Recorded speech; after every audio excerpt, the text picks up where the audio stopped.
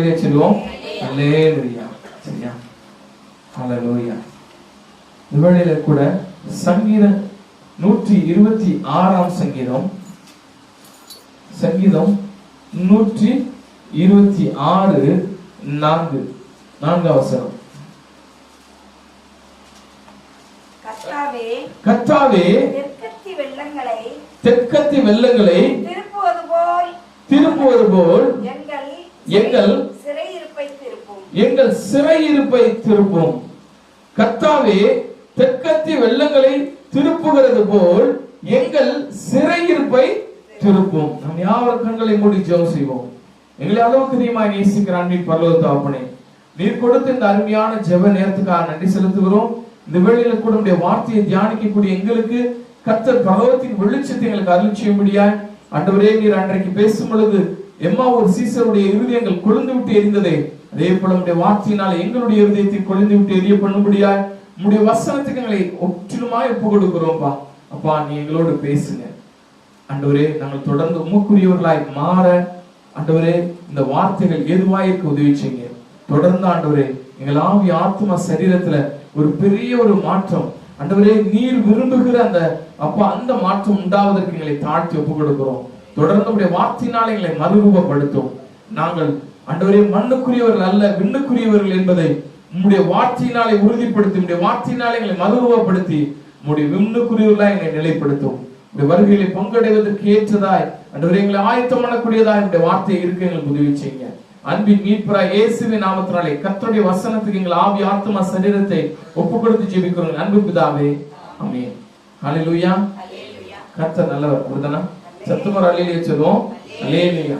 இங்கே ஒரு ஜெபத்தை அருமையான அந்த ஆரோகண சங்கீதம் என்று சொல்லப்படுகிற இந்த சங்கீதத்திலே இங்கே ஏறெடுக்கப்படுகிறது. என்ன ஜெபம் பாத்தீங்கன்னா, கர்த்தாவே தெற்கத்தி வெள்ளங்களை திருப்புவது போல் எங்கள் சிறையிருப்பை திருப்பும். நம்முடைய வாழ்க்கையில அநேக நேரங்கள்ல நாம் ஜெபிக்க மறந்து விடுகிறோம். எப்படி என்று சொன்னால், எங்கள் சிறையிருப்பை திருப்பும். நம்முடைய வாழ்க்கையில ஆண்டவர்கிட்ட கேட்கணும், எங்க சிறையிருப்பெல்லாம் ஆண்டவரை என்ன செஞ்சிருங்க, திருப்பிருங்க. அநேகருக்கு விதவிதமான சிறையிருப்புகள் உண்டு பூமியில.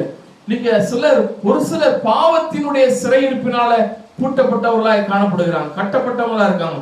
சிலர் சாபத்தினாலே, சிலர் வியாதியினாலே, சிலர் பிசாசினாலே, இன்னும் சிலர் மாம்சத்தினாலே அநேக பிள்ளைகளை பிசாசு என்ன செஞ்சிருக்கான், வஞ்சகமாய் சிறைப்படுத்தி வைத்திருக்கிறான். நம் ஆண்டவராய் இயேசு கிறிஸ்துவை குறித்து வேதம் சொல்லுகிறது, சிறைப்படுத்துகிறவர்களை சிறைப்படுத்துகிறவர். நம்ம எதெல்லாம் சிறைப்படுத்திட்டோ அதெல்லாம் கர்த்தர் என்ன செஞ்சிருவாராம், சிறைப்படுத்துவார். சத்தமா அல்லேலூயா சொல்லுமே. அல்லேலூயா. அப்ப நம்முடைய ஆண்டவர் நம்மை சுதந்திரவாளிகளாய் மாற்ற விரும்புகிறார். அப்ப நாம் ஆண்டவரிடத்துல என்ன ஜெபிக்கணும், எங்க சிறையிருப்பெல்லாம் என்ன செஞ்சிருங்க, திருப்பிருங்க ஆண்டவர். எங்க சிறையிருப்பின் என்னுடைய வாழ்க்கையில் இருக்கக்கூடிய இந்த சிறை அனுபவங்கள் எல்லாம் என்ன செஞ்சிருங்க, திருப்பிருங்க. சிறை என்பது எதை காண்பிக்கிறது என்று சொன்னால், ஒரு சுதந்திரமற்ற தன்மை. ஒரு சுதந்திரமற்ற தன்மை தான் என்ன பார்த்தீங்கன்னா சிறையிருப்பு. அதே போல பாத்தீங்கன்னா ஒரு அடிமைப்படுத்தப்பட்ட ஒரு தன்மை தான் என்ன பார்த்தீங்கன்னா இந்த சிறையிருப்பு. சிறையிருப்பு என்பது நம்மை இந்த உலகத்திலிருந்து, உலக வாழ்க்கையிலிருந்து தனிமைப்படுத்தி விடும். என்ன செஞ்சிடும், தனிமைப்படுத்தும். ஒரு லோன்லினஸ். அநேகருடைய வாழ்க்கையில பாத்தீங்கன்னா இந்த லோன்லினஸ், தனிமைப்படுத்தப்பட்ட ஒரு அனுபவம் இருக்கு அநேகருக்கு. காரணம் என்ன பார்த்தீங்கன்னா ஒரு சிறையிருப்பு. இந்த சிறையிருப்ப ஆண்டவரை திருப்பிருங்கன்னு சொல்லி ஆண்டவர்கிட்ட நம்ம என்ன செய்யணும், ஜெபிக்கணும். நிறைய ஜெபிக்க நினைக்கிறேன், முடியல. காரணம் என்ன பார்த்தீங்கன்னா, நான் இன்டைரக்டா என்ன செஞ்சிருக்கேன், சிறைப்படுத்தப்பட்டு இருக்கிறேன். அப்ப இந்த சிறையிருப்ப என்ன செய்யணும், ஆண்டவரை சொல்லணும், திருப்பிருங்க ஆண்டவரே. இந்த சிறையிருப்ப என்ன செஞ்சிருங்க, திருப்பிருங்க. ஏன்னா இந்த சிறையிருப்புக்குள்ளே இருந்தோம்னா நம்முடைய வாழ்க்கையில கர்த்தர் நமக்கென்று வைத்திருக்கிற திட்டங்களை நம்ம என்ன செய்ய முடியாது, கண்டுகொள்ள முடியாது, அதை பங்கு பெறவும் முடியாது. நிறைய பேருடைய வாழ்க்கை அதுதான். என்னன்னு பாத்தீங்கன்னா, அவங்களுடைய வாழ்க்கையில என்னன்னு பாத்தீங்கன்னா, அடுத்த ஆண்டவர் ஒவ்வொரு மனிதனுடைய வாழ்க்கையில அடுத்தடுத்த படிநிலைகளை வைத்திருக்கிறார். அடுத்தடுத்த படிநிலைகளை போனோம்னா நம்ம எதுல சிக்கிடக்கூடாது, சிறையிருப்புக்குள்ள சிக்கிடக்கூடாது. சிறையிருப்புக்குள்ள என்ன செஞ்சிடக்கூடாது, சிக்கிடக்கூடாது. அநேகருடைய வாழ்க்கை நீங்க என்ன பாத்தீங்கன்னா சிறையிருப்புக்குள்ள இருக்கிற அப்படின்னாலதான் அடுத்த பகுதிகளுக்குள்ள செல்ல முடியாம அப்படியே ஒரே இடத்துல ஸ்தம்பித்து போயிருக்கிறாங்க. அதனாலதான் அந்த ஜெபத்துல அந்த அருமையான சங்கீதக்காரர் ஜெபிக்கிறாரு. என்ன ஜெபிக்கிறாரு, நீங்க சிறையிருப்பு என்ன செஞ்சிருங்க, திருப்பிருங்க. ஏன் திருப்பப்படணும், ஏன் திருப்பப்படணும்? யோசிங்க, ஏன் திருப்பப்படணும்? அதான் இன்னைக்கு நம்மளுடைய வாழ்க்கையில் எல்லாருடைய கேள்வியும் கூட. சரியா? அப்ப இந்த திருப்பப்பட்டா என்ன நமக்கு பலன்? சிறையிருப்பு ஆண்டவர் நமக்கு திருப்பினா என்ன பலன் தெரியுமா? எடுத்து வாசிப்போம். எரேமியா தீர்க்கதரிசன புத்தகம் 31ஆம் அதிகாரம் 23ஆம் வசனம்.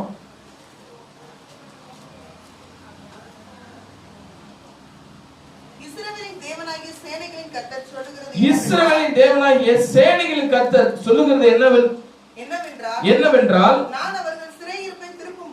நான் அவர்கள் சிறையிருப்பை திருப்பும்போது அவர்கள் நீதியின் வாசஸ்தலமே பரிசுத்த பர்வதமே கர்த்தர் உன்னை ஆசீர்வதிக்க கடவார் என்கிற வார்த்தையை யூதாவின் தேசத்திலும் அதன் பட்டணங்களிலும் சொல்லுவார்கள். சத்தமராலிலே சொல்லுமே, தேவனுடைய ஆசீர்வாதங்களை பங்கு பெற முடியும். சிறையிருப்பின் அனுபவத்திலிருந்து வந்த ஒரு யோசேப்பு தான் தேசத்துல ஒரு தலைமைத்துவத்துல போய் உட்கார்ந்தார். சத்தமாலிலே சொல்லுமே.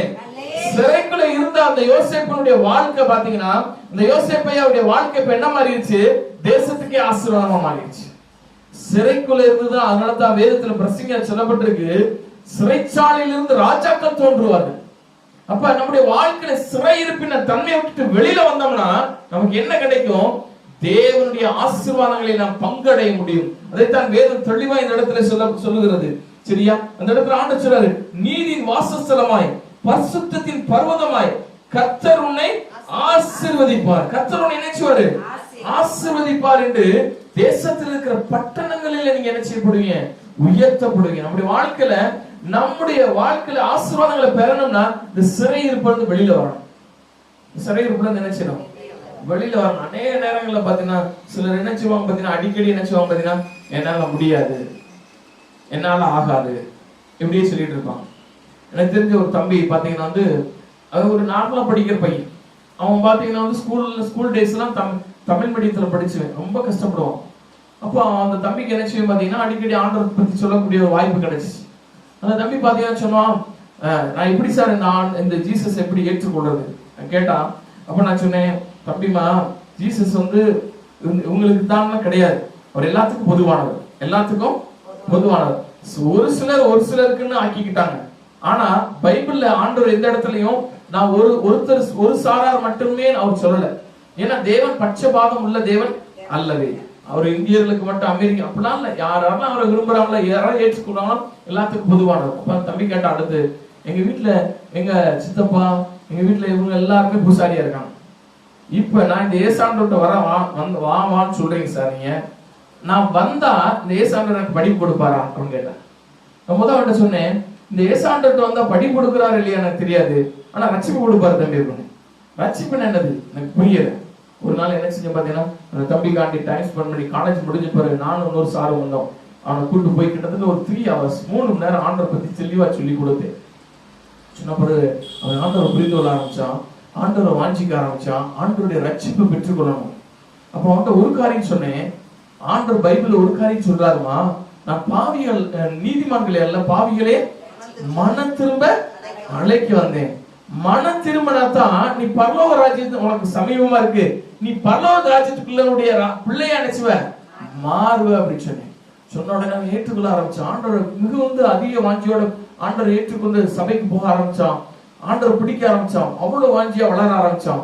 நடந்த காரியம் என்னன்னு பாத்தீங்கன்னா, அது வரைக்கும் சப்ஜெக்ட்ல அவ்வளவு புவரா இருந்தவன், அதுக்கடுத்து அவனுடைய சப்ஜெக்ட்ல எல்லாத்துலயும் அவன் தான் கிளாஸ் ஃபர்ஸ்ட். சத்தமாலிலே சொல்லுவேன், அவன் தான் கிளாஸ் ஃபர்ஸ்ட். அடுத்து பாத்தீங்கன்னா அவனுக்கு அடுத்தடுத்த கடைசியில் எம்இல போய் எம்இல பிஇ முடிச்சான், எம்இ படிச்சான், எல்லாத்துலயும் கிளாஸ் ஃபர்ஸ்ட் ஆனான். காரணம் என்ன தெரியுமான்னு பாத்தீங்கன்னா, ஒரு மனிதனுடைய வாழ்க்கையில ஆண்டவர் உள்ளுக்குள் செல்லும் பொழுது அவன் திருப்பப்படுகிறான். இந்த உலக பாதையிலிருந்து கிறிஸ்துவனுடைய பாதையில திருப்பப்படும் பொழுது அவன் இம்மைக்கும் மறுமைக்குரிய சகல ஆசீர்வாதங்களில் நினைச்சுவான், பங்கடைவான். அவன் நினைச்சுவான்.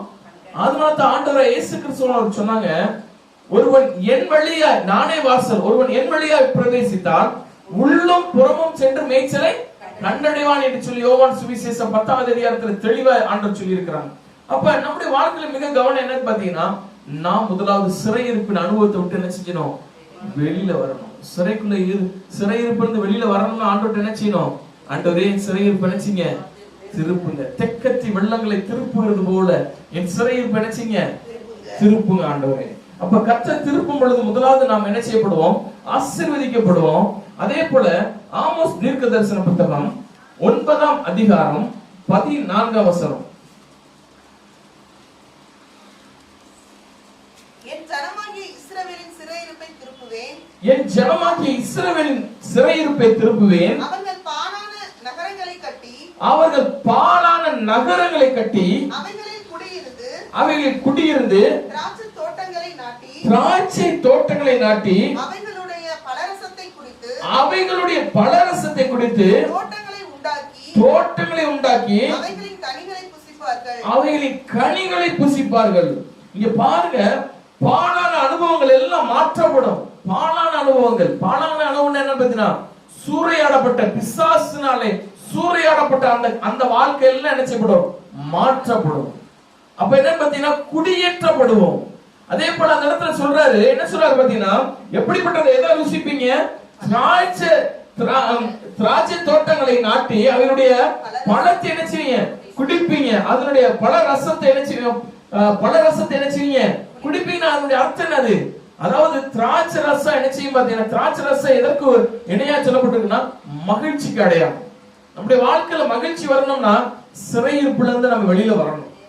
நம்முடைய வாழ்க்கையில அநேக சிறையிருப்புக்குள்ள இருக்கிறோம். அந்த சிறையிருப்பை விட்டு வெளியில வந்தா தான் நம்முடைய பாழாக்கப்பட்ட பகுதிகள் எல்லாம் சீர்படுத்தப்படும். என்ன செய்யப்படும்? சீர்படுத்தப்படும். அப்ப இந்த சிறையிருப்பை விட்டு வெளியில வரணும்னு சொல்லி முதல்ல நம்ம விரும்பணும் மனசுல. ஆண்டவரே எனக்கு இந்த சிறையிருப்பு வேணாம்.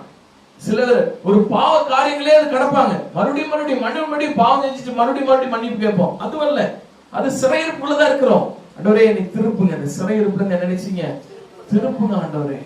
திருப்பும் பொழுதுதான் நம்முடைய வாழ்க்கை சீர்படுத்தப்படும். அந்த இடத்துல என்ன பண்ணுது பாத்தீங்கன்னா, தோட்டம்னு ஒண்ணு இருக்கு, காடுன்னு ஒண்ணு இருக்கு. நல்லா கவனிக்கணும். காட்டுக்கும் தோட்டத்துக்கு என்ன வித்தியாசம் தெரியுமா? மலையில நினைச்சுவாங்க பாத்தீங்கன்னா, அது காடு தோட்டம் சொல்லுவாங்க. தோட்டங்கிறது சீர்படுத்தப்பட்ட ஒரு பகுதி, சீர்படுத்தப்பட்ட பகுதி, விதைக்கப்பட்ட பகுதி, அதை கண்காணிக்கப்படுகிற ஒரு பகுதி. காடுங்கிறது என்னன்னு பாத்தீங்கன்னா, எதுவுமே இல்லாது. அது எப்படி இருக்கு பாத்தீங்கன்னா, யாருமே கவனிக்க மாட்டாங்க. முள்ளேறி போய் கிடக்கும், அதுக்குள்ள மிருகங்கள் போய் படுத்து கிடக்கும், அதுக்குள்ள ஒரு சுத்தபத்தம் இருக்காது, அதுக்குள்ள விளையும் விளையாம போயிடும். இதுதான் காடு.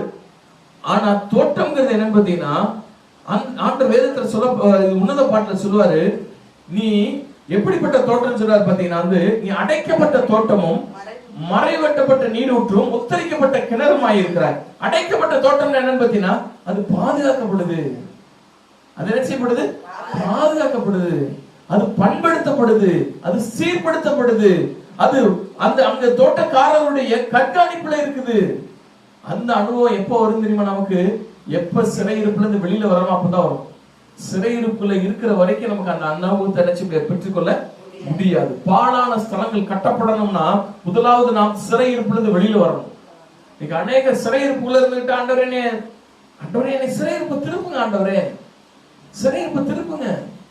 ஆண்டவர் தான் திருப்ப முடியும், நம்மளால திருப்ப முடியாது.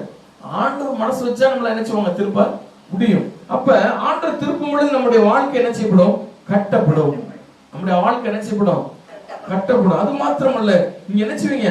தோட்டத்தின் பலங்களை புசிப்பீங்க. தோட்டத்தின் அனுபவங்களை, மேன்மைகளை என்ன செய்வீங்க? ருசி பார்ப்பீங்க.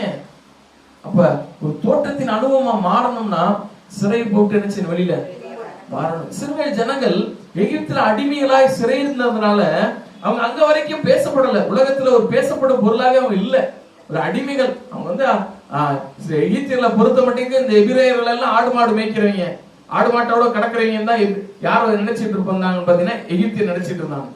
எபிரேயர்ல பூரா ஆடு மாடு மேய்க்கிற வேலை தான். இவங்களும் போய் அங்க போய் என்ன வேண்டாம் பார்த்தாங்க. அங்க கோசைங்கிற பகுதியை தெரிந்து கொண்டு போய் நல்லா ஆடு மாடை மேய்க்கி விட்டு அங்க உட்கார்ந்து கிடந்தாங்க. ஆண்டவர் இங்க இருக்கக்கூடிய நீ ஆடு மாடை வச்சு உண்டாக்கக்கூடிய அந்த நற்பலன் இல்லப்பா, உனக்கு காணான்னு வச்சிருக்கிறேன். அங்க இருக்குது மேன்மையானதெல்லாம் அங்க வச்சிருக்கேன். பால தேன் ஓடும். நீ போய் கஷ்டப்பட தேவையில்லை, அங்க போய் நீ சுதந்திரித்துக் கொள்வ. ஆனா அந்த இடத்துக்கு போகணும்னா நம்ம ஆண்டவர்கிட்ட கேட்கணும், ஆண்டவரே எகிப்தின் சிறையிருப்பு எனக்கு திருப்புங்க ஆண்டவரே. அந்த ஜனங்கள் எல்லாம் அப்படிதான் கேட்டாங்க. ஆண்டவர் நோக்கி விண்ணப்பம் பண்ணும் பொழுது அந்த சத்தத்தை கேட்டுதான் கர்த்தர் ஒரு மோசேங்கிற ஒரு மனிதனை ஏற்படுத்தி அந்த ஜனங்களை அங்கிருந்து விடுதலை ஆக்குறாங்க. இப்ப நம்முடைய வாழ்க்கையில கேட்கிற ஆண்டவரே, என்னை இந்த சிறையிருப்புல நினைச்சீங்க, திருப்புங்க, என் சிறையிருப்பை திருப்புங்க. இந்த பலவீனம், இந்த குடும்ப கஷ்டம், இந்த போராட்டம், இந்த நிந்தனை, இந்த அவமானம், இந்த பாவ அடிமைத்தனத்துல நினைச்சீங்க, திருப்புங்க ஆண்டவரே. கேட்டோம்னா கர்த்தர் நினைச்சுவாங்க, திருப்போம். அந்த இடத்துல நாம் கட்டப்படுவோம். அந்த இடத்துல என்ன பார்த்தீங்கன்னா நற்பலன்களை நம்ம நினைச்சுவோம், ருசி பார்ப்போம். அடுத்த ஒரு காரியம், எரேமியா தீர்க்கதரிசன புத்தகம் 33ஆம் அதிகாரம் 11ஆம் வசனம்.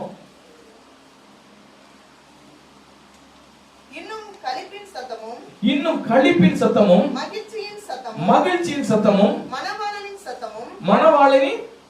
சத்தமும் மணவாட்டியின் சத்தமும் சேனைகளின் கர்த்தரை துதியுங்கள், கர்த்தர் நல்லவர், அவர் கிருபை என்றும் உள்ளது என்று சொல்லுகிறவர்களின் சத்தமும் கர்த்தருடைய ஆலயத்துக்கு ஸ்தோத்திர பலிகளை கொண்டு வருகிறவரின் சத்தமும் கேட்கப்படும் என்று கர்த்தர் சொல்லுகிறார். அவர்கள் முன்னில் இருந்தது போல இருக்கும்படி தேசத்தின் சிறையிருப்பை திருப்புவேன் என்று கர்த்தர் சொல்லுகிறார். அல்லேலூயா. அங்க என்ன சத்தம் உண்டா தெரியுமானா, அந்த இடத்துல என்ன போட்டிருக்கு, மணவாளனின் சத்தம். ஆண்டவர் நம்மோட பேசுவார். சிறையில் போட்டு வெளியில வர மனுஷனோட ஆண்டவர் நினைச்சுவாரு, பேசுவார். சரியா, அவர் பேசுவார். மணவாளனின் சத்தம், மணவாட்டியின் சத்தம், மகிழ்ச்சியின் சத்தம், களிப்பின் சத்தம் தான் கேட்கும். இன்னைக்கு பாத்தீங்கன்னா சிறையிருப்புக்குள்ள இருக்கிற வரைக்கும் வீட்டுல சண்டை சத்தம் தான் நிறைய வீட்டுல இருக்குது. சரியா, என்ன ஒருத்தர் குறை சொல்ற சத்தம் கேட்குது, இன்னொரு இடத்துல பொறாமையின் சத்தம், ஒருத்தருக்கு விரோதமா ஒருத்தர் பேசுகிற குறை சொல்லுகிற சத்தம், இதுதான் கேட்டுக்கிட்டு சிறையிருப்புக்குள்ள இருக்கிற வரையும். இதை விட்டுட்டு வெளியில வந்துட்டோம்னா என்ன சத்தம் கேட்கும், மகிழ்ச்சியின் சத்தம், அதே போல களிப்பின் சத்தம், மணவாளனின் சத்தம், மணவாட்டி அவரோட பேசுகிற அந்த ஜெப சத்தம். அது மாத்திரமல்ல, கர்த்தரை துதிங்கிற அந்த துதியின் சத்தம், கர்த்தரை உயர்த்துகிற, அவர் கிருபை என்றும் உள்ளது என்று அவரை உயர்த்துகிற சத்தம். அதே போல ஸ்தோத்திர பலிகளை ஏறெடுக்கிற சத்தம் தான் எப்ப கேட்கும் பாத்தீங்கன்னா சிறையில் போட்டு திருமணம். சத்தமா இல்லையே சொல்லுமே. ஏன் நம்ம வீட்டுக்குள்ள போடுறீங்க சண்டை சத்தமா இருக்குது, அப்பனா அந்த வீடு எதுக்குள்ள இருக்குது, சிறை இருப்புக்குள்ள இருக்கு அர்த்தம். அந்த வீடு எதுக்குள்ள இருக்குது, சிறை இருப்புக்குள்ள. நிறைய வீட்டுக்குள்ள பாத்தீங்கன்னா இன்னைக்கு அந்த சத்தம் தான் கேட்குது. பொழுதுனைக்கு பாத்தீங்கன்னா வேதத்துல ஆண்டவர் இயேசு கிறிஸ்துவானவரை குறித்து அவரே சொன்னாரு. அவரை குறித்து சொல்லப்பட்டிருக்கிற ஒரு காரியம் என்னன்னு பாத்தீங்கன்னா, அவருடைய சத்தத்தை வீதிகளை யாரும் கேட்க முடியாது. அவர் என்ன செய்ய மாட்டாரு, கூக்குரல் இட மாட்டாரு. சரியா, நீ வேதத்துல வாசி பாத்தீங்கன்னா அந்த லேகியன் பிசாசு பிடிச்சிருந்த மனுஷன் என்ன செஞ்சான், கூக்குரல் இட்டான்னு போடுறோம். இன்னைக்கு நிறைய வீட்டுல பாத்தீங்கன்னா கூக்குரல், பொழுதுனைக்கு சண்டை, அட்டி தட்டி, ஒருத்தரை பத்தி ஒருத்தர் குறை பேசுறது, மத்தவங்களை பத்தி இழிவா பேசுறது. தயவு செய்து அது இருக்குதுன்னா நம்ம வீட்டுக்குள்ள சிறை இருப்பு இருக்குன்னு அர்த்தம். நம்ம ஏதோ ஒரு சிறைக்குள்ள என்ன செஞ்சுட்டு இருக்கோம், பிசாசு ஏதோ ஒரு சிறைப்படுத்தி வச்சிருக்கான், ஏதோ வஞ்சகத்தை நம்மளை போட்டு என்ன செஞ்சு வச்சிருக்கான், சிறைப்படுத்திருக்கான். அப்ப இன்னைக்கு ஒரு காரியத்தை நம்ம தெளிவுபடுத்திக் கொள்ளணும். நம்ம வீடுகளில் இப்படிப்பட்ட சத்தம் இருக்குன்னா நம்ம இன்னும் சிறையிருப்புல இருக்கிறோம். எதுக்குள்ள இருக்கிறோம், ஆனா சிறையிருப்பை விட்டு வெளியில வந்துட்டோம்னா என்ன சத்தம் இருக்கும், என்ன சத்தம், மகிழ்ச்சியின் சத்தம், களிப்பின் சத்தம், மணவாளின் சத்தம், மணவாட்டியின் சத்தம், கர்த்தரை உயர்த்துகிற அந்த சத்தம், ஸ்தோத்திர பலியின் சத்தம் தான் நம்ம வீட்டுல கேட்கணும். அப்ப அந்த சத்தம் கேட்கிற வீட்டுல எல்லாம் என்ன இருக்குன்னு அர்த்தம் பாத்தீங்கன்னா சிறையிருப்பு திருப்பப்பட்டிருக்குன்னு அர்த்தம். சத்தமராளிலே சொல்லும். இஸ்ரவேல் ஜனங்களுக்கு பாத்தீங்கன்னா அங்கிருந்து கிளம்புறதுக்கு முன்னாடி பாத்தீங்கன்னா ஆண்டவர் நோக்கி கெஞ்சி கதறிட்டு அடி உத வெளுத்திட்டு இருக்காங்க ஆளோட்டிகளால். அப்படின்னா என்ன அர்த்தம் தெரியுமானா, அந்த நாட்கள்ல இப்ப எப்படி நம்ம ஆடு மாடுகளை எப்படி அடிச்சு ஓட்டிட்டு போறாங்க பாத்தீங்களா, அது மாதிரி மனிதர்களை அடிச்சு ஓட்டுறதுக்கு மனிதர்கள் வச்சிருந்தாங்க. அவன் அடிலாம் பாத்தீங்கன்னா உடம்பு பூரா பழுத்து போயிருக்கான், உடம்பு பூரா என்ன செஞ்சிடும், பழுத்து போயிரும். அண்ணன் அடி அடிப்பான். அந்த அடி தாங்க மாட்டாம அவங்க என்ன செஞ்சுட்டு இருந்தாங்க, அடிமைகளா இருந்தாங்க இஸ்ரவேல் ஜனங்கள். யார்கிட்ட, எகிப்துல. அப்ப அந்த சத்தம் தான் அவங்ககிட்ட இருந்துச்சு. அன்னைக்கு அடி வாங்குற அடியினுடைய வேதனை தாங்க மாட்டான். வீட்டுக்கு போனா என்னடா இருக்கும், வலி தாங்க மாட்டாம என்ன செஞ்சிருவான், படுத்து உருண்டு இருக்கும். என்ன அன்னைக்கு என்ன மருந்து, அவ்வளவு மருந்துகளா இருந்துச்சு அன்னைக்கு, அவ்வளவு வேதனை. ஆனா அந்த ஜனங்கள் ஆண்டவரை நோக்கி கூப்பிடும் பொழுது கர்த்தர் அவங்களுடைய சிறையிருப்பை மாற்றப்ப, அதுக்கடுத்து பாத்தீங்கன்னா அந்த வனாந்தரத்துல அவங்க என்ன செஞ்சாங்க பாத்தீங்கன்னா கர்த்தரை ஆராதித்து கொண்டிருந்தாங்க. அந்த அருமையான அந்த மோசேயாவுடைய சகோதரி மிரியம் என்ன பண்ணாங்க, எல்லாத்தையும் ஆர்ப்பரிக்க வச்சு துதிக்க வச்சு கூட்டு போயிட்டு இருக்காங்க. இன்றைக்கு வரைக்கும் நம்முடைய வாழ்க்கையில ஒரு காரியத்தை புரிந்து கொள்ளணும்.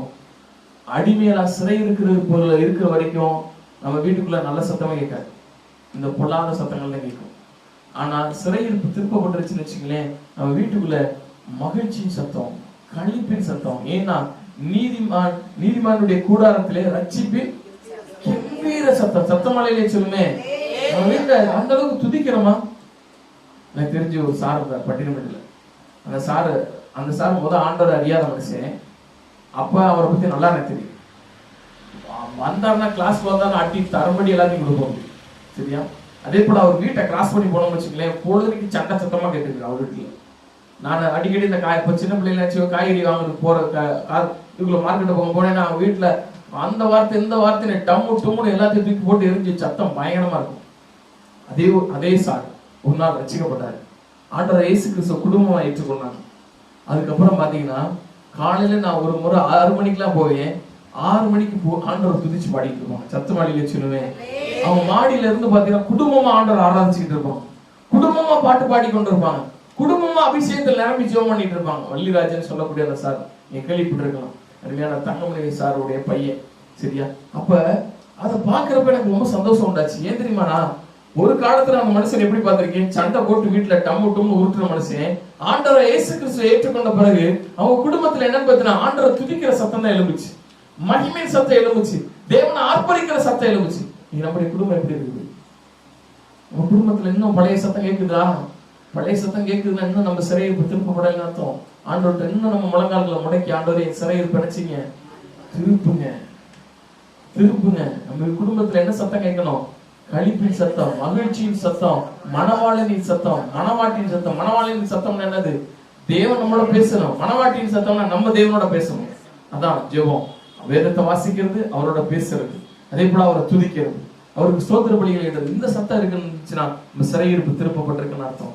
சிறையிருப்பு திரும்பி இருந்துச்சுன்னா இதான் நடக்கும் ஒரு குடும்பத்துல. அது மாத்திரமல்ல, இன்னும் செப்பனியா 2ஆம் அதிகாரம் 7ஆம் வசனம்.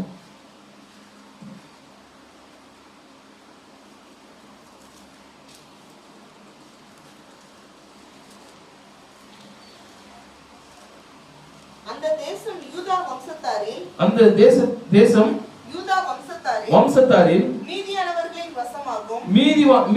வசமாகும். அவ்விடங்களில் மந்தை மேய்ப்பார்கள். அஸ்கலோனின் வீடுகளிலே படுத்துக் கொள்வார்கள். அவருடைய தேவனாகிய கர்த்தர் அவர்களை விசாரித்து அவர் சிறையிருப்பை திருப்புவார். அப்ப இங்க ஒரு காரியத்தை ஆண்டவர் நமக்கு சொல்லி கொடுக்குறாங்க. என்னன்னு பாத்தீங்கன்னா, இது வரைக்கும் நம்முடைய வாழ்க்கையில எப்படிப்பட்ட ஆட்களா இருந்திருக்கலாம், இனிமேல் என்னப்படும் பாத்தீங்கன்னா, அந்த தேசம் யூதா வம்சத்தாரின் மீதியானவர்களின் வசமாகும். கர்த்தர் தேசத்தை நம்ம வசமாக்குவார். சத்தமாலிலே சொல்லுவேன். இந்த தேசம் பாத்தீங்கன்னா கர்த்தருடைய தேசமா மாறணும். அதான் நம்முடைய வேலை. இன்னைக்கு எழுப்புதல்னா என்ன சொல்றாங்க, என்ன அர்த்தம் தெரியுமானா, ஜனங்கள் மனம் திரும்பும். ஜனங்கள் எல்லாம் என்ன செய்யணும்? மனம் திரும்பும். ஒரு கூட்டமா ஒரு தேசமா திரும்புறதுக்கு பேர் தான் எழுப்புதல்னு சொல்றாங்க. இந்த எழுப்புதலுக்காக அநேக தேவ மனிதர் போராடி ஜீவித்து கொண்டிருக்காங்க. ராப்பகலா தங்களுடைய ஆசா வாசங்களை எல்லாத்தையும் ஒடுத்து கர்த்தர் சமூகத்துல ஆண்டவரே எழுப்புதலை தாருன்னு சொல்லி போராடி கொண்டிருக்கிறாங்க அருமையான தேவ மனிதர் அநேகர், சரியா? சமீபத்துல அருமையான மோன்சி ராசர்சனா நீங்க கேள்விப்பட்டிருப்பீங்க. அவங்க பாத்தீங்கன்னா அவ்வளவு போராடுறாங்க. அவங்க மாத்திரம் அல்ல, அருமையான அகஸ்டின் ஜெபகுமார், அருமையான ஸ்டான்லி அங்கிள், இதே போல அநேக தேவ மனிதர்கள் எழுப்புதலுக்காக என்ன செஞ்சிட்டு இருக்காங்க? ராப்பகலா தேவ சமூகத்துல உட்கார்ந்து காத்து ஆண்டு ஜீவித்து கொண்டிருக்காங்க. அநேக மிஷனரி ஸ்தாபனங்கள் எல்லாம் ஆண்டு சமூகத்துல போராடிட்டு இருக்காங்க. எதுக்காண்டி? எழுப்புதலுக்காண்டி. இந்த தேசம் கர்த்தரை அறியணும். இந்த தேசம் யார் வசமாகணும்? கர்த்தர் வசமாகணும். அப்ப நம் தேசம் திருப்பப்படும் பொழுது, சிறையிருப்பு திருப்பப்படும் பொழுது, ஒரு தனி மனிதன் திருப்பப்படும் பொழுது அந்த மனித நிமித்தமாய் தேசம் திருப்பப்படும். இவான்ஸ் ராபர்ட் அப்படின்னு சொல்லக்கூடிய ஒரு மனிதன் இருந்தார். அவர் பாத்தீங்கன்னா அவர் மட்டும்தான் அந்த தேசத்துல ரட்சிக்கப்பட்டார், சரியா? அந்த இவான்ஸ் ராபர்ட்ங்கிற அந்த மனிதன் வேல்ஸ் என்கிற நாட்டுல அவர் ரட்சிக்கப்பட்டாரு.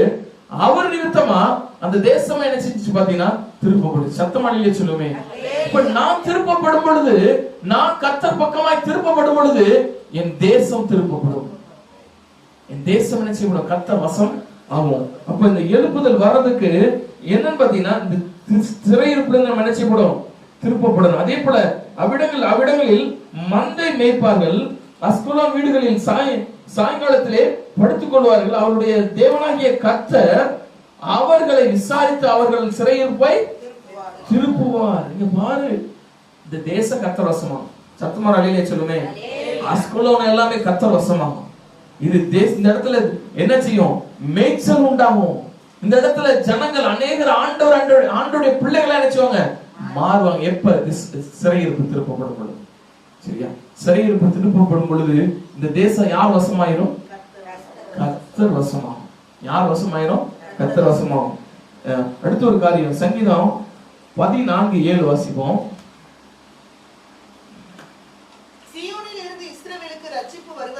ரட்சிப்பு வருவதாக கர்த்தர் தம்முடைய ஜனத்தை திருப்பும் போது யாக்கோபுக்கு களிப்பும் இஸ்ரவேலுக்கு மகிழ்ச்சியும் உண்டாகும். சத்தமோட சொல்லுமே. தேசத்துல மகிழ்ச்சியும் களிப்பு வரணும்னா சிறையிருப்பு என்ன செய்யணும்? மாறணும். அது என்ன? சங்கீதம் 53:6 அதே வசனம் சொல்லப்பட்டிருக்கு. யாக்கோபுகளுக்கும் ரட்சிப்பு, யாக்கோபுகளா இருக்கிறவங்களுக்கும் என்ன செய்யப்படும்? களிப்பும். இஸ்ரவேலுக்கு என்ன செய்யும்? மகிழ்ச்சி உண்டாகும். அப்ப எப்ப நடக்கும்? சிறையிருப்பு திரும்பணும். நீங்க பாத்தீங்கன்னா நம்ம தேசத்துல ஒரு பெரிய எழுப்புதல் வர்றதுக்கான இன்னைக்கு எல்லாருமே ஜெபம் பண்ணிட்டு இருக்கோம். திருப்பப்படணும். சிறை தெக்கத்தி வெள்ளங்களை திருப்புகிறது போல கர்த்தர் நம் ஜனங்களை திருப்பணும். ஆண்டதான் திருப்ப முடியும். நம்மளால திருப்ப முடியாது. ஆண்டர் நினைச்சா ஒரு செகண்ட் தான் முடிஞ்சிடும். நேற்று கேள்விப்பட்டிருப்பீங்க. அதாவது பாத்தீங்கன்னா உத்தரகாண்டுங்கிற அந்த பகுதியில ஒரு பெரிய பனி மழை நினைச்சிட்டு பாத்தீங்கன்னா சரிஞ்சிருச்சு. சரிஞ்சு அடுத்த நிமிஷம் என்ன ஆயிடுச்சு பாத்தீங்கன்னா பயங்கர வேகமா உருகி பெரிய ஒரு காட்டாத்து வெள்ளம் ஒரு சில நிமிடங்கள்ல உண்டாயிடுச்சு. காட்டாத்து வெள்ளம் பனி மேல இருந்து சரிஞ்சு கீழே விழுந்த நிமித்தமா காட்டாத்து வெள்ளம் கொஞ்ச நேரத்துல பார்த்தீங்கன்னா அங்க இருக்கக்கூடிய பெரிய பெரிய எல்லாத்தையும் தூக்கி ஓடி போயிடுச்சு. தண்ணி அங்க இருக்கக்கூடிய நீர் மின்சாரத்தை இது பண்ணியிருந்தாங்க. அதவே என்ன செஞ்சு பாத்தீங்கன்னா தூக்கி தள்ளிடுச்சு. பூரத்தையும் தள்ளி அங்க இருக்க எல்லாத்தையும் தூக்கி தள்ளிட்டு போயிடுச்சு. இது ஆண்டவருடைய செயல். என்னை பொறுத்த மட்டும் ஆண்டர் ஒரு பனிமலை போனா அது பாட்டு விழுந்துரு. இப்ப ஆண்டர் செஞ்சாருன்னு வச்சுக்கலேன், தேசம் வேகமா திருப்பணும். எத்தனை பேர் விசுவாசிக்கிறீங்க? ஆண்டர் செய்யணும். யார் செய்யணும்? ஆண்டர் செய்யணும். யாக்கோபுக்கு களிப்போம், இஸ்ரவேலுக்கு மகிழ்ச்சி உண்டானோம்னா தேசத்துல சிறையிருப்பு திருப்பப்படணும். தேசத்துல இருக்கிற ஜனங்கள் எல்லா விதமான காரியங்களும் மனம் திரும்பணும். தேசத்துல மனம் திரும்புதல் யார் கையில இருக்கு? கர்த்தருடைய கையில இருக்கு. அப்ப இந்த தேசம் ஒரு பெரிய எழுப்புதலை நினைச்சுப்பது காணப்போகுது. அதுக்காகத்தான் நம்ம என்ன செஞ்சுட்டு இருக்கோம்? போராடி ஜெபம் பண்ணிட்டு இருக்கோம். இப்ப ஆண்டோட கேட்கணும், ஆண்டவரே எங்க சிறையிருப்பு திருப்புங்க, எங்க தேசத்துடைய சிறையிருப்பு நினைச்சீங்க திருப்புங்க ஆண்டவரேன்னு சொல்லி நம்ம தான் நினைச்சு போராடி ஜெபிக்கணும். செப்பனியா 3ஆம் அதிகாரம் 20வது வசனம். கர்த்தர் சிறையிருப்பு திருப்பும் பொழுது இன்னும் வேற என்ன நடக்கும் பார்ப்போம். 3:20 அக்காலத்திலே உங்களை கூட்டிக் கொண்டு வருவேன், அக்காலத்திலே உங்களை கூட்டிக் கொண்டு வருவேன், அக்காலத்தில் உங்களை சேர்த்துக் கொள்வேன், அக்காலத்தில் உங்களை சேர்த்துக் கொள்வேன், உங்கள் கண் காண நான் உங்கள் சிறையிருப்பை திருப்பும் போது பூமியில் உள்ள சகல ஜனங்களுக்குள்ளும் நான் உங்களை கீர்த்தியும் புகழ்ச்சியுமாக வைப்பேன் என்று கர்த்தர் சொல்லுகிறார். சத்தமாலையிலே சொல்லுமே. நமக்கு கீர்த்தியும் புகழ்ச்சியும் வரணும்னா நம்முடைய சிறையிருப்பு திருப்பப்படணும். ஆண்டு சொல்றாங்க. அழகா அந்த இடத்துல என்னன்னு பாத்தீங்கன்னா வந்து ஒரு காரியத்தை சொல்றாங்க. என்னது? அங்க பாத்தீங்கன்னா உங்கள் சிறையிருப்பை திருப்பும் பொழுது பூமியில் உள்ள சகல ஜனங்களுக்குள்ளும், சத்தமாலையிலே சொல்லுமே, பூமியில் உள்ள சகல ஜனங்களுக்குள்ளும் நான் உங்களை கீர்த்தி புகழ்ச்சியுமா வைப்பேன். ஆண்டவருடைய பெரிய அல்டிமேட் கோல் என்ன தெரியுமான்னு பாத்தீங்கன்னா உங்களை என்னையும் உலகத்துக்கே பூமிக்கே என்ன செய்யணும்? உலகத்துக்கே ஒளியா வைக்கணும், பூமிக்கே உப்பா வைக்கணும். சத்தமாலையிலே சொல்லுமே. நம்ம லெவல்ல சின்ன லெவல் இந்த பட்டினப்பட்டியை சுத்தி தரோம் அப்படிலாம் இல்ல. ஆண்டோடைய திட்டமே உலகளாவிய திட்டம். எத்தனை பேர் விசுவாசிக்கிறீங்க? ஆண்டோட கரங்கோர்க்க பழகணும். அநேக நேரங்கள்ல எனக்குன்னு ஒரு திட்டத்தை வச்சுட்டு இதுதான் என்னுடைய ஓட்டம் அது இல்ல. அப்படின்னா கர்த்தர் நம்மள அவருடைய சாயல படைக்கணும்னு அவசியமே இல்லையே. உங்களை என்னை அவருடைய சாயல படைச்சதுக்கு ஒரு முகாந்திரம் உண்டு. உங்களை என்னை இந்த உலகத்தை கலக்குகிறவர்களாய் மாற்ற விரும்புகிறார். சத்தமாலையிலே சொல்லுவோம். அப்ப ஆண்டுடைய திட்டம் என்னது? பூமி அனைத்திலும் நான் உங்களை கீர்த்தியும் புகழ்ச்சியுமாய் வைப்பேன். கர்த்தருடைய பிள்ளைகள் கீர்த்தியும் புகழ்ச்சியுமாய் எழும்புறப்ப மற்ற ஜாதி ஜனங்கள் எல்லாம் எங்கதான் வந்தாகணும்? கர்த்தரண்ட வந்துதான். சத்தமாலையிலே சொல்லுவோம். அப்ப அவர் நம்முடைய சிறையிருப்பு திருப்பப்படணும். சிறையிருப்பு திருப்பப்படாம நம்ம கீர்த்தி புகழ்ச்சியை பெற்றுக்கொள்ள முடியாது. நம்முடைய வாழ்க்கையில நம்முடைய சிறையிருப்புகள் எல்லாம் மாற்றப்படணும். சிறையின் அனுபவங்கள் எல்லாம் நினைச்சு சிறையினுடைய அனுபவத்தை விட்டு வெளியில வரணும். அப்ப ஆண்டவர்கிட்ட ஜெபிக்கணும், ஆண்டவரே சிறையில் படிச்சீங்க திருப்புங்க. அப்பதான் கீர்த்தியும் புகழ்ச்சி உண்டாகும். யோசேப்பு சிறையிலே இருந்திருந்தாருன்னா பேரை தெரியாம போயிருப்பாரு. ஆண்டவர் அந்த சிறையில இருந்து வெளியில கொண்டு வராங்க.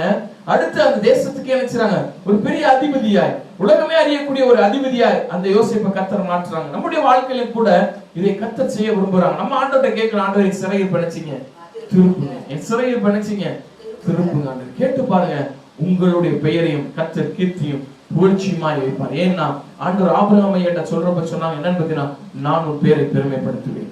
நம்முடைய வாழ்க்கையில ஒவ்வொரு பிள்ளைகளுடைய பெயரை பெருமைப்படுத்துவது ஆண்டவருடைய விருப்பம். யோசிச்சு பாருங்க, கடல்ல போய் மீன் பிடிச்சுக்கிட்டு இருந்தா சாதாரண ஒரு சீமோனை கொண்டு வந்து பேதுருன்னு மாத்தி அந்த பேதுரு இன்னைக்கு உலகாரியோ செய்ய வச்சிருக்கிறார். எவ்வளவு வருஷத்துக்கு அப்புறம் பேதுரு ஐயா பேரை நம்ம இன்னைக்கு பேசிட்டு இருக்க பாருங்களேன், அதுவே அவருக்கு புகழ்ச்சி தான். சத்தமோட அலையிலே சொல்லுமே, கர்த்தர் சொன்னதை செய்கிற தேவன். அவரு நம்முடைய சிறையிருப்பை திருப்பும் பொழுது நம்முடைய பெயர் என்ன செய்யப்படும்? கீர்த்தியும் புகழ்ச்சியுமாக்கப்படும். கீர்த்தியும் புகழ்ச்சியுமா உயர்த்தப்படுவோம். இப்ப சிறையிருப்பு மாறினா தான் அது நடக்கும். அப்ப கடைசி ஒரே இருக்காங்க. அப்போஸ்தலர் நடவடிக்கைகள் 11ஆம் அதிகாரம் 18வது வசனம் வாசிப்போம். இவைகளை அவர்கள் கேட்ட பொழுது அவர்கள் கேட்ட பொழுது அமர்ந்திருந்து அப்படியானால் ஜீவனுக்கு ஏதுவான மனம் திரும்புதலை தேவன் புறஜாதியாருக்கும் அருளி செய்தார் என்று சொல்லி தேவனை மகிமைப்படுத்தினார்கள். சத்தமலையிலே சொல்லுமே, இந்த சிறையிருப்பு நமக்கு மட்டும் திருப்பப்படுறது இல்ல, புறஜாதிகளுக்கும் நிறைவேற வேண்டிய காரியம். என் மந்தையில் அல்லாத வேறு ஆடுகளும் எனக்கு உண்டு, அவைகளின் சத்தத்துக்கு என்ன செய்யணும்? செவி கொடுக்கும். நம்ம நினைச்சிட்டு இருக்க நம்ம மட்டும்தான் இல்ல, உலகத்தில் இருக்கிற எல்லாருடைய சிறையிருப்பை கர்த்தர் திருப்பும் பொழுது கர்த்தர் பூமி எங்கும் உயர்ந்திருப்பார். சத்தமுறையிலே சொல்லுமே, பூமி எங்கும் அறியப்படுவார். அநேக ஜாதிகளுக்குள்ள அவரே மெய்யான தெய்வமாய் காணப்படுவார். எப்ப? இந்த கடைசி இந்த வேளைகள்ல. அப்ப இந்த வேளையில நம்ம அனுபவம் ஜீவிக்கணும். என்ன தெரியுமா பார்த்தீங்கன்னா, என் சிறையிருப்பை, என் தேசத்தின் சிறையிருப்பை, புறஜாதியுடைய சிறையிருப்பை திருப்புங்க ஆண்டவரே. அப்பதான் எழுப்புதல் பற்றி எரிய ஆரம்பிச்சிடும். பற்றி எரிய ஆரம்பிக்குதுன்னா அர்த்தம் என்ன பார்த்தீங்கன்னா, தேசம் எங்கும் பரிசுத்தம் காணப்படும், உத்தமம் காணப்படும், உண்மை காணப்படும், நீதி காணப்படும், தேவனுக்கு பயப்படுகிற கர்த்தருக்கு பயப்படுகிற பயம் காணப்படும். கர்த்தருடைய பிள்ளைகளா யாவரும் வாழ்வாங்க. இந்த வெளியில கூட நம்ம கேட்போம் ஆண்டவர்கிட்ட, ஆண்டவரே தெற்கத்தி வெள்ளங்களை திருப்புகிறது போல எங்கள் சிறையில் பிணைச்சிங்க திருப்புங்க ஆண்டவரே. நம்ம இருந்த இடத்துல நம்முடைய கண்களை மூடுவோம், எல்லாரும் ஆண்டவரை நோக்கி பார்ப்போம். இந்த வாழ்க்கையில எத்தனையோ சிறையிருப்பின் அனுபவங்கள் இருக்கலாம். அநேக சிறையிருப்பின் அனுபவங்கள் நம்ம நெகிழ பண்ணலாம். எனக்கு இந்த பிரச்சனைல இருந்து ஒரு விடுதலை கிடைச்சிடாதா, இந்த பாவத்துல இருந்து ஒரு விடுதலை கிடைச்சிடாதா, இந்த சாபத்துல இருந்து ஒரு விடுதலை கிடைச்சிடாதா, இந்த பிசாசு போராட்டத்திலிருந்து எனக்கு ஒரு விடுதலை கிடைச்சிடாதா. இந்த வேளையிலும் கூட ஆண்டவர்கிட்ட ஒப்பு கொடுப்போம். ஆண்டவரே அப்பா, தெற்கத்தி வெள்ளங்களை திருப்புவது போல எங்கள் சிறையிருப்பை திருப்புங்க ஆண்டவரே. நம்ம எல்லாரும் வாய் திறந்து கேட்போம், ஆண்டவரே எங்கள் சிறையிருப்பின் காரியங்கள் இருந்து எங்களை திருப்புங்க ஆண்டவரே.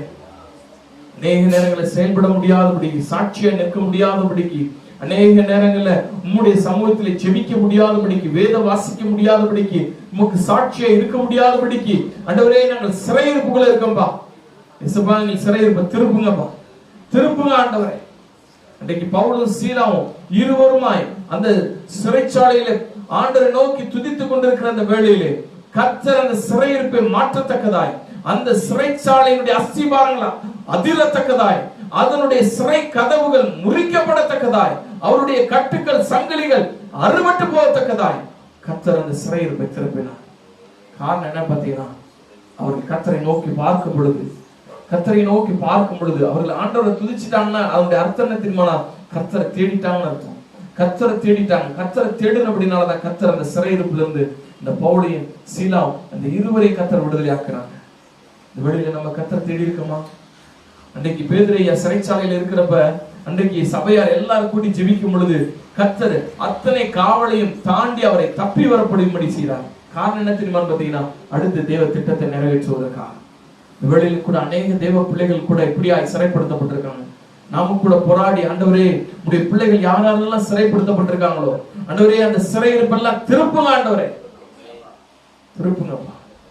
உடைய பிள்ளைகள், உடைய ஊழியர்கள் ஆண்டவரே விசுவாசிகளுடைய எல்லா சிறையிருப்பை, தேசத்தின் சிறையிருப்பை திருப்புங்க ஆண்டவரே, திருப்புங்க ஆண்டவரே. எங்களை அளவுக்கு அதிகமாய் நேசிக்கிற அன்பின் பரலோக தகப்பனே, இந்த வார்த்தை நிமித்தமாய் தொடர்ந்து எங்களோடு கூட நீர் இடைவிடுவதற்காக நன்றி. நன்றி ராஜா. தொடர்ந்து ஆண்டவரே உடைய பிள்ளைகளை நீர் திருப்பும், உடைய பிள்ளைகளை பக்கமாய் திருப்பிக் கொள்ளும். ஆண்டவரே ஸ்தோத்திரம். தொடர்ந்து உமக்குரியவர்களாய் உமக்கென்றானவர்களாய் எழுப்பி பிரகாசிக்க உதவி செய்யும்.